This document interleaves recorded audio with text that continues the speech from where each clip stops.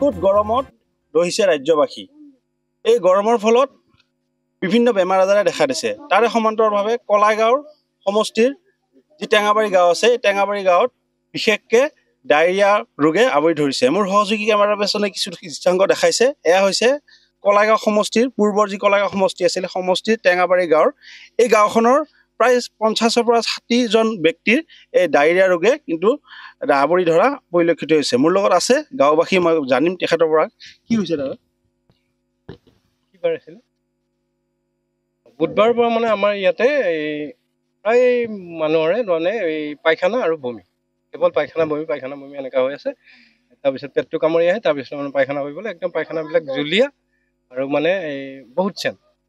তাৰপিছতে জ্বৰটো আছে। এনেকৈ মানে প্ৰায় আমাৰ 50-55জনৰ এনেকুৱা হৈ গ'ল। হৈ যোৱাৰ পিছত মানে কিছু মেডিকেলত গৈছে, মেডিকেলত যাই 2-3 দিন থাকি আহিছে, একো আৰাম পোৱা নাই। কিছুৱে ঘৰতে ডক্টৰ মাতি বা কোনোবা কোম্পাউণ্ডৰ মাতি মানে বেজি চেলাইন লৈছে, কোনো আৰাম পোৱা নাই। তাৰপিছতে যোৱাকালি আমাৰ ইয়াতে এটা হেৰি পঠাইছিলে আমাৰ এই মন্দিৰৰ ফিল্ডত।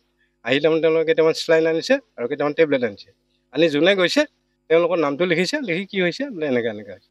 চেলাইন এটা, পাইপ এডাল, তাৰপিছত আৰু টেবলেট দুটামান দি পঠাই দিছে। যেনেকৈ লোৱা ডক্টৰ মাতি আনি কিবা কৰি ল'বই আৰু জিলা স্বাস্থ্য বিভাগৰ পৰা। হয় সেনেকৈ দিছে। তাৰপিছত কোনোবা এজন এনেকুৱা চিৰিয়াছ হৈ আছে ঘৰত, তেওঁলোকৰ যাব পৰা মানুহ নাই, কিন্তু তেওঁলোকৰ ভাগে নাপালা।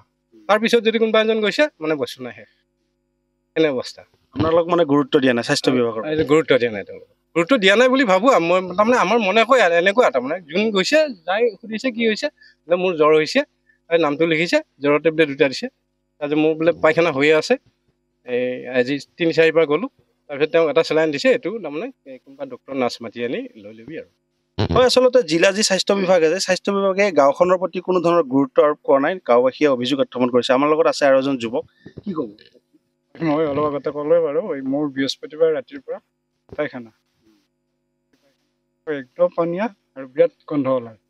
তাৰপিছত ধৰি শুক্ৰবাৰ সেনেকৈ মই দিনত 4 বাৰ গৈছোঁ, সেই পানীয়া পায়খানা।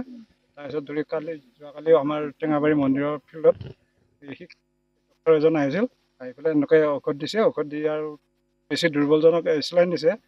চেলাইনটো এতিয়া মানে কি কৰি ল'ব লাগে, কেনেকৈ কি কৰিব লাগে সেইটো আৰু কোৱা নাই, মাত্ৰ এনেকৈ নামটো লিখি পেলাই টেবলেট দিছে। জ্বৰৰ আছে যদি জ্বৰৰ টেবলেট দিছে আৰু পায়খানাৰ টেবলেট দিছে। বুজাই দিয়া নাই আমাৰ 50-55জন।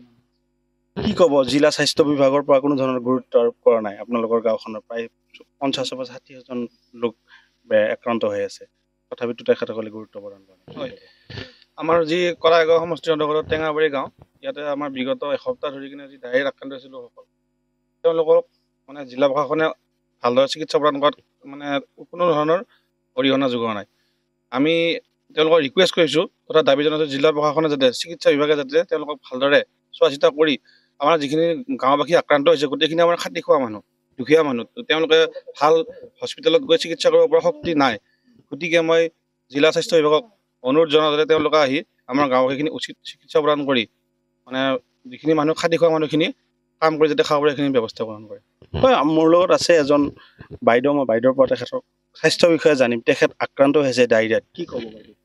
মোৰ বুধবাৰৰ দিনাখনতে হৈছে, দেহাটো দুৰ্বল। তাৰপিছত পেটটো কিবা কৰি আনে, এনেকৈ খোজ কাঢ়িবও যাওঁ আৰু দেহাটো দুৰ্বল হৈ থাকে। তাতে বেজি ল'ব গৈছোঁ, কালিগাঁৱত গৈছোঁ, তাতে টেবলেট দিছে, টেবলেট খোৱাই নাই, গৰম কৰাই নাই। এই ঔষধকেইটা চালানি তাতে 2টা দিছে কালিগাঁৱত। আৰু ইয়াতে ডাক্তৰেও চেলাইন দিছে, আছে ইটালৈকে আছে চেলাইন লোৱাই নাই। ৰাতিপুৱা গৈছোঁ, যাই মই বেজি লৈ আহিছোঁ কালিগাঁৱত। কালি সন্ধিয়া গৈছোঁ, তাতে লৈ গৈছোঁ, আকৌ ৰাতিপুৱা গৈছোঁ লৈছোঁ, আকৌ সন্ধিয়া যাব লাগিব। কিমান দিনৰ পৰা হৈ আছে আপোনাৰ? মোৰ বৃহস্পতিবাৰ হৈছে ৰাতি, পেটটো বিষাই আহে আৰু ৰাতিপুৱা শুই উঠি কি মই খোজ কাঢ়িব গৈছোঁ। সেই যাবই 4-5 মাহ খোজ কাঢ়িছোঁ, কৰিয়ে আছোঁ খোজ, সেই গোন্ধটো আছে।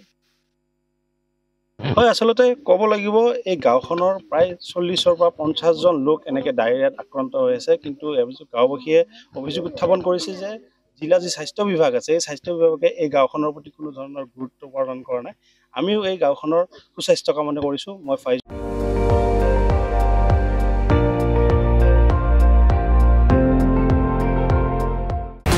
আপুনি চাই আছে ND24 সৰ্বশ্ৰেষ্ঠ নহয় সৰ্বোত্তমৰ দৌৰ